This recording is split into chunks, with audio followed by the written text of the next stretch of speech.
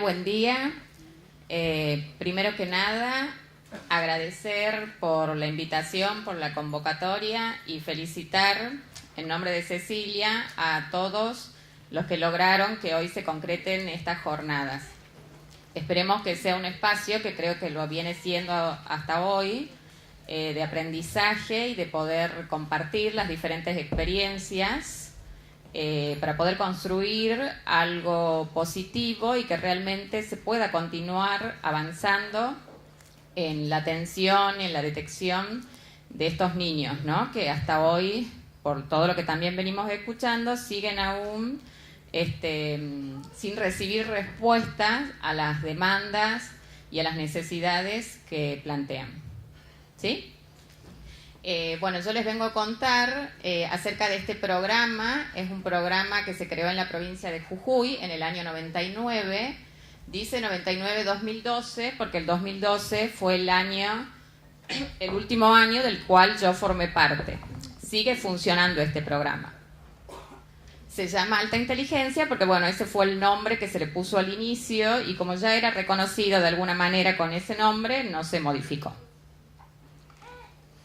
Bueno, este servicio, como les decía, se creó en el año 99. En realidad surge como respuesta a algunos padres que solicitaban en gabinete pedagógico, gabinete central, equipo de psicólogos y psicopedagogos, la promoción para sus alumnos porque ya sabían, para sus niños, perdón, porque ya sabían leer, escribir y tenían aprendizajes precoces para su edad. Entonces a una profesora de educación especial, se le ocurre que había muchas demandas de este tipo y, bueno, investigar un poco qué es lo que pasaba, por qué estos niños presentaban estos aprendizajes. Vuelve, por favor. Vuelve. La primera nomás, no la... Ahí. Después, en el 2002, continúa creciendo el área y se daban cuenta que con una profesora de educación especial sola no se podía trabajar y se necesitaba un personal que pueda formarse para poder realizar las detecciones y las evaluaciones. Entonces, se incorporan recursos humanos, psicopedagogas, psicólogas y comienza a ampliarse la atención. En el 2004, por eso hablamos de una reorganización y una mayor difusión de la problemática. Esto permitió, en realidad favoreció que haya muchas demandas de evaluación, a lo cual obviamente hemos recibido críticas diciendo, bueno, pero si está el área, obviamente va a haber más chicos con altas capacidades, que ya se empezó a conocer el tema porque los profesionales empezamos a indagar, bueno, ¿qué es esto? ¿Por qué algunos niños tienen aprendizajes diferentes? Porque no solo era la precocidad, sino era este tipo de procesamiento neurológico diferente que presentaban intereses específicos hacia algunas áreas y fundamentalmente los problemas de conducta que sobrevenían porque no eran atendidos en las instituciones escolares. Entonces, se comienza a recibir mayor cantidad de demandas y se comienza a difundir. En ese momento, solamente, o lo que más énfasis se ponía, era el tema de la detección y el diagnóstico de los niños. Luego, en el 2006, se logra la primera presentación de un proyecto de ley, justamente acá en la legislatura porteña, al cual nosotras fuimos invitadas y, bueno, gratamente nos dimos cuenta de que este tema que quizás no tenía mucha difusión y que en Jujuy, imagínense, éramos miradas como las raras, las de alta, nos decían muchas veces, porque veníamos con este tema, bueno, nos dimos cuenta que esta era una problemática nacional y mundial, ¿no? En otros lados con más avances, pero bueno, esos eran los primeros intentos y donde nosotros pudimos empezar a socializar nuestra experiencia. En el año 2009 hay un fortalecimiento muy fuerte de trabajo. Nosotras ya nos veníamos capacitando, pero en ese año le incorporamos a Eugenia como tutora, como coordinadora del área, quien podía quizás ayudar un poco a trabajar saliendo. Ya no era solamente la detección y el diagnóstico de los niños, que era lo que nos habíamos enfocado. Nosotros evaluábamos, emitíamos un informe a los padres y por ahí la intervención en las escuelas era muy poca. Entonces empezamos a pensar que no, que en realidad el problema no era el niño y que sea diagnosticado solamente, sino, bueno, a ver, ¿qué podemos hacer en las escuelas para que pueda cambiar la realidad y para que el contexto pueda atender de mejor manera a estos niños. Entonces ahí es donde se trabaja fuertemente. Y el tema de que se conozca el espacio también nos permitió difundir. Nos empezaron a llamar de las revistas, de los diarios, porque obviamente era algo novedoso. Y esto en realidad era muy productivo para que las escuelas y para que la gente que necesitaba realmente de este servicio pueda acceder.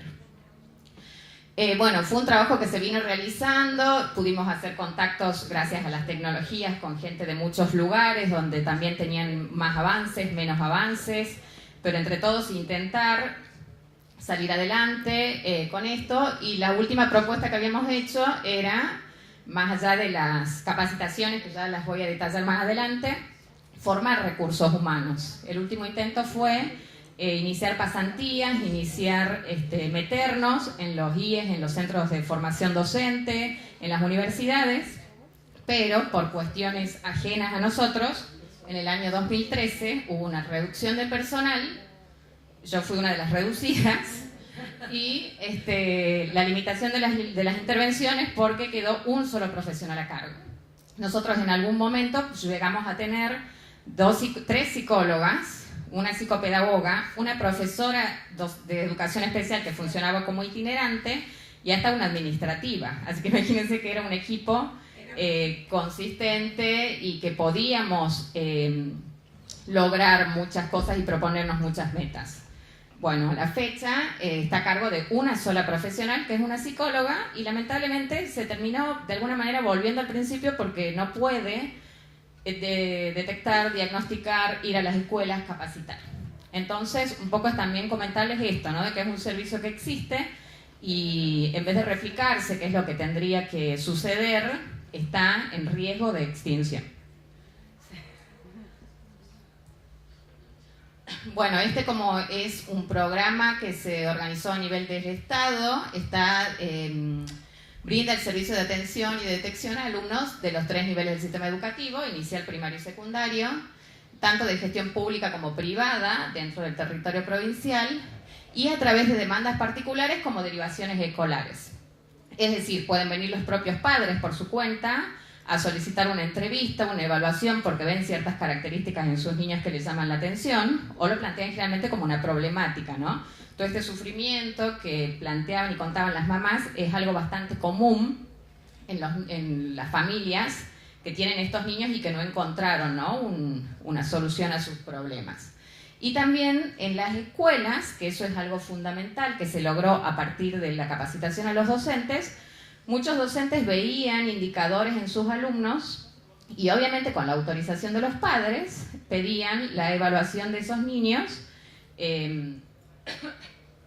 para poder ver qué es lo que le estaba pasando. A mí me parecía importante este punto porque ayer escuchaba de los docentes, por ahí alguien planteaba de esto de que los docentes no pueden diagnosticar, y es verdad, ¿no? Como nosotros como psicólogos no podemos dar clases porque no estamos preparados, los docentes tampoco tienen herramientas para diagnosticar, pero sí pueden tener muy buenas herramientas para hacer detecciones, es decir, para poder ver ciertas características, y tienen que animarse a pedir a los padres que soliciten un diagnóstico o una evaluación, porque muchas veces escuchamos en los docentes cierto temor, porque decían, bueno, pero si yo le digo al padre y se ilusiona y después no es. Entonces nosotros le planteamos, bueno, pero si el padre no se va a ilusionar, en realidad si vos estás planteando esto es porque hay una problemática. Y los padres generalmente, como les decía, sufren. Entonces lo que vas a hacer es brindarles herramientas para que solucionen el problema. Si no es un niño con altas capacidades, bueno, para ver qué es lo que le está pasando y para que él, ayudarlo a que pueda tener una mejor trayectoria escolar, ¿no? Bueno, este es nuestro objetivo general, que bueno, nació más o menos de la mano de Eugenia, porque como les decía, antes nosotros pensamos que lo importante era el diagnóstico. Y después nos dimos cuenta que no, que lo importante es esto, ¿no? Ayudar a los niños, favoreciendo su desarrollo integral y encontrando espacios donde puedan ser entendidos y donde puedan ser aceptados. Bueno, esas son las áreas en las que organizábamos nuestra intervención. Primero un área individual, que era la que estaba destinada específicamente a la atención del niño. Realizábamos evaluaciones. ¿Sí se escucha, no? Realizamos evaluaciones diagnósticas integrales, como les decía en aquel momento, contábamos con psicóloga y psicopedagoga, Entonces teníamos en cuenta tanto los aspectos cognitivos como los emocionales y los relacionales. Nosotros también siempre tuvimos en cuenta el tema de las inteligencias múltiples, porque si uno se limita solamente a un desarrollo intelectual ligado, un alto desarrollo intelectual ligado a la lógica, matemática o a lo lingüístico, obviamente se escapaban muchísimos chicos que tenían un talento específico o una habilidad específica para otras áreas. Luego de que realizamos el diagnóstico, esto se hace en varios encuentros, hacíamos seguimientos y acompañamiento de la trayectoria educativa. Los niños en algunas oportunidades, depende de cada chico, depende de cada caso, depende de cada familia, solicitaban las entrevistas o solicitaban las intervenciones en las escuelas para acompañar en caso de que haya alguna dificultad o quizás cuando recién son diagnosticados, como para poder orientar un poco en las instituciones. A nivel familiar, realizamos entrevistas individuales de orientación y asesoramiento a padres, donde uno podía quizás aclarar todas las dudas, los temores y los problemas que tenían que enfrentar los padres. Y en algún momento también se realizaron talleres que eran muy productivos desde nuestro punto de vista, porque se trataban temas que ellos mismos proponían, el tema relacionado con las características muchas veces de los niños, cómo manejarlas, cómo ayudarlos, pero lamentablemente es algo que no continuó, fue como un punto más débil del programa, porque pasó esto que por ahí vemos acá también, ¿no? Es como que cada padre quizás buscaba por su lado, cuando tenía algún problema particular, por su niño en particular, consultaba de manera individual, y por ahí cuando hacíamos una convocatoria en taller, parecía que no había respuesta, eran muy pocos padres los que siempre se comprometían y los que siempre trataban de avanzar, ¿no?, en esta problemática. Y bueno, a nivel socioescolar, que se convirtió en la herramienta más fuerte y en lo que se veía como más necesario, se trabajaba con capacitaciones escolares y con asesoramientos docentes individuales en los casos en que esto era requerido. Bueno, la capacitación estaba destinada, obviamente esto también lo fuimos modificando, porque en un inicio se pensaba que, bueno, los docentes, los que están con el niño en el aula. Convocábamos a las capacitaciones y nos decían, sí, están todos, de todos los grados, lengua y matemáticas. Claro, entonces decíamos, bueno, pero y dibujo, y no los invitamos porque nos pareció que era lengua y matemáticas. Entonces, bueno, uno también de los errores va aprendiendo, ¿no? Y empezamos a convocar tanto docentes comunes como especiales, lo cual era un trabajo muy difícil porque había que ir escuela por escuela. En un momento intentamos hacerlo también en una capacitación que era en un lugar, nos reuníamos una vez al mes, obviamente era gratuito, y podían participar todos los docentes que estén interesados. Era fantástico el primer encuentro, el segundo, el tercero, porque teníamos muchos docentes, pero como era algo que tampoco tenía puntaje docente, no se mantenía la continuidad, por ahí el espacio que uno encontraba era viernes 6 de la tarde, entonces llegaba mayo, julio y no había tanta presencia de docentes y terminamos el año con 2 o 3 docentes. Entonces cambiamos la estrategia y empezamos a ir a las instituciones escolares. Esto se volvía muy amplio, imposible de cubrir, más con toda la inestabilidad que hay docente. Empezamos a invitar también a los profesionales, porque nos dimos cuenta que eran una herramienta fundamental, porque son ellos, los profesionales de los gabinetes, los que están dentro de las escuelas y quizás tienen la posibilidad de asesorarlos, de orientarlos y de brindarles herramientas para que hagan intervenciones directas, ¿no?, con cada caso.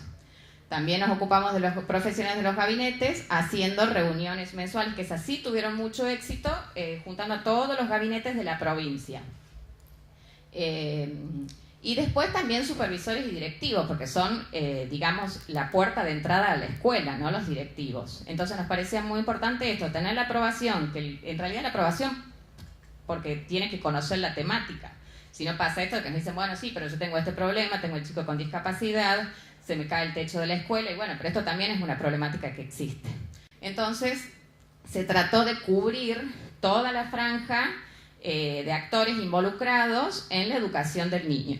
Los supervisores también se aprovechaban los encuentros que tenían los supervisores y ahí nos metíamos nosotras pidiendo 1 hora, 2 horas para poder insertar la problemática y informarles, básicamente.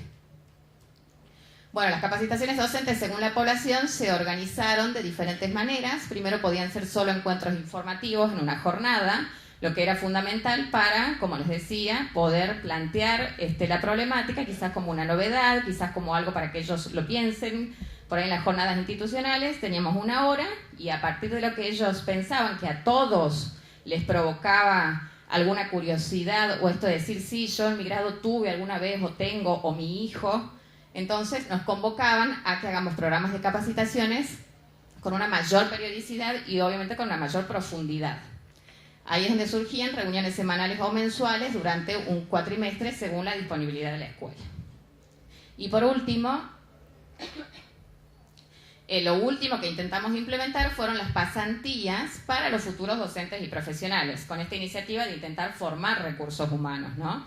Que uno pueda insertarse en el mundo laboral, profesional, docente, ya con herramientas y con una mirada distinta acerca de estos niños. Tuvimos pasantías con alumnos de educación especial del Instituto de Formación Docente, que hacían pasantías como en cualquier otro espacio que uno lo puede hacer y eran reconocidas estas pasantías haciendo trabajos finales después. Por último, intentamos en el año 2013 hacer una pasantía en la Universidad de Santiago del Estero, que está en Jujuy, tiene sede en Jujuy, con los primeros, iban a ser los primeros egresados de la carrera de psicopedagogía. Planteamos el problema, planteamos la temática y hubo muchísima convocatoria, pero lamentablemente fue el año en el que se realizó la reducción del personal y quedó trunco este proyecto. Bueno, esto es básicamente lo que se trabajaba con los docentes, ¿no? Con mayor o menor profundidad según el tipo de capacitación que se brindaba. Y es en general mucho de lo que se habló ayer, ¿no? Los mitos, la definición, el marco teórico utilizado, las características de los niños, cuáles podían ser las estrategias de intervención y los trastornos asociados que podían aparecer. Principalmente para desmitificar. Siempre empezamos las capacitaciones preguntando, bueno, a ver, ¿qué creen ustedes que es un niño talentoso, con altas habilidades, superdotado, existen, estarán en sus escuelas? Entonces con ese disparador uno comenzaba a desmitificar y a informar, ¿no? Bueno, básicamente, más allá de la información que uno les brinda, también era importante esto, buscando que los docentes se pregunten, bueno, a ver, ¿quién es el alumno que yo tengo enfrente? ¿No? ¿Qué es lo que tengo que saber yo de este alumno para poder brindarle una educación acorde a lo que él necesita, ¿no? Entonces pensamos, bueno, nivel de competencia curricular. Este está segmentado por una cuestión de organización, pero en realidad es conocer integralmente al niño, ¿no? Estilos de aprendizaje que tiene, capacidades, actitudes ante el aprendizaje y las relaciones que establece. Y acá, bueno, está cada uno, nivel de competencia curricular. Yo tengo que saber cuál es el grado de conocimiento que tiene este niño acerca de un área o un ciclo determinado con el cual yo voy a trabajar. ¿Cuál es la amplitud y la profundidad conceptual que él tiene? Porque no es lo mismo que me diga, yo conozco los países, porque los puede marcar en el mapa, a que sepa la cultura, la economía, la historia, etc. Entonces uno tiene que tratar de saber. ¿Y qué habilidades tiene para plantear y resolver problemas? Esto básicamente tiene que ver porque uno por ahí piensa, sin tener conocimiento, en el alumno con altas habilidades como aquel que puede repetir, como bueno, lo dijeron ayer, ¿no? Que puede tener muchos conocimientos, que puede manejar muchos contenidos, pero en realidad lo importante es, bueno, ¿qué competencias tiene? ¿Qué puede hacer con todo esto? ¿Cuál es realmente la comprensión que él maneja de todo esto que nos está planteando? ¿Cuál es el estilo de aprendizaje? Que eso en realidad difiere en todos los niños y en los niños con altas capacidades, como tienen una forma de percibir el mundo, una forma de ver diferente, esto también es muy variable, ¿no? ¿Cuál es la forma y ritmo de aprendizaje que tiene? ¿En qué condiciones aprende mejor y peor y con qué ayudas? Eso es básico, ¿no? Tenerlo en cuenta. ¿En qué tipo de tareas tiene mayor éxito y en cuáles fracasa? Porque si tenemos un niño con una disincronía intelecto-motriz, es probable que sea muy diferente el resultado si lo evaluamos de manera oral o de manera escrita, o si le pedimos que realice una exposición o que nos haga una narración sobre un tema específico. Bueno, y los materiales, ¿no? Con los que trabaja mejor. Bueno, después en relación a las capacidades y las habilidades también, no solamente tener en cuenta el desarrollo cognitivo, sino también saber cuáles son sus habilidades específicas, cuál es su desarrollo emocional y social, y si hay o no presencia de sincronías. Las capacitaciones son muy enriquecedoras en todos estos temas porque los docentes quizás no tienen estas herramientas, porque uno cuando se formó docentes profesionales no conocía del tema, ¿no? Pero esto se logra muy bien en las capacitaciones, que los docentes puedan manejar estas herramientas. ¿Qué actitudes tiene ante el aprendizaje? En qué áreas muestra mayor interés, cuáles son las situaciones en las que siente más a gusto, en cuáles trabaja mejor, si prefiere trabajar de forma individual, de forma grupal, no para mantenerlo a rajatabla, sino para saber, bueno, en qué situaciones él se siente mejor y qué modificaciones hay que realizar y cómo uno puede quizás abordarlas. Si uno conoce al niño y él siente que es conocido y reconocido, pueden ser muy accesibles en algunos casos. ¿Cuáles son los aspectos que más le motivan y sensibilizan? La perseverancia y la responsabilidad en las tareas, que muchas veces se da, como planteaban ayer algunos ejemplos, en las áreas que son de su interés. Entonces, si este chico tiene un interés muy marcado por el área deportiva, uno puede buscar estrategias que respondan a su interés y que al mismo tiempo nos den herramientas a nosotros para saber, bueno, qué tipos de aprendizajes tuvo, qué contenidos maneja, y uno puede ir articulando según esto, llevando adelante, digamos, un plan de trabajo productivo, ¿no?, para este niño. Y bueno, ¿qué tipos de metas persigue dentro y fuera del currículo escolar? Porque si tenemos un niño que desde los 5 años plantea que quiere ser músico y se prepara para ello, va a ser muy difícil engancharlo con otras actividades o otros contenidos que no tengan que ver con la música. Entonces, por ahí uno, en vez de también se puede adaptar fácilmente, si uno piensa, en vez de pedir una narración, bueno, que esto le ponga una melodía. Y son estrategias que a lo mejor están al alcance y uno las puede incorporar. Bueno, y por último, esto que era importante, como todo, pero básicamente porque tiene que ver con la socialización, las relaciones que establece, ¿no?, con el docente, con sus compañeros de clase y con otras personas adultas que quizás en algunas situaciones favorecen que el niño pueda expresarse y con las cuales seguramente se va a sentir más a gusto. Por ejemplo, un niño que en el aula no encuentra espacio, a lo mejor en la biblioteca sí, como está solo con el bibliotecario, puede expresarse de una manera diferente y uno, sabiendo eso, puede darse cuenta de que a lo mejor este niño que yo tengo en el aula, en otro ámbito o con otra atención o con otras personas, seguramente puede ser de manera diferente o mostrar otras cosas. Bueno, ¿para qué es importante que el docente conozca a su alumno? Primero, porque lo tiene enfrente todos los días durante un largo periodo de tiempo, y también para saber que los alumnos con altas capacidades intelectuales no constituyen un grupo homogéneo, tienen muchas diferencias entre sí mismos. Si bien ayer enumeraban muchas características que suelen ser comunes, no todos tienen todas, ¿sí? Y hay otras características quizás que pueden tener, bueno, son diferentes como todos, ¿no? Y debe conocerlas también para poder implementar estrategias de atención a la diversidad. Estas son las estrategias más comunes que se utilizan: el enriquecimiento curricular, la ampliación curricular, el agrupamiento, que generalmente puede darse en espacios no formales, y la aceleración.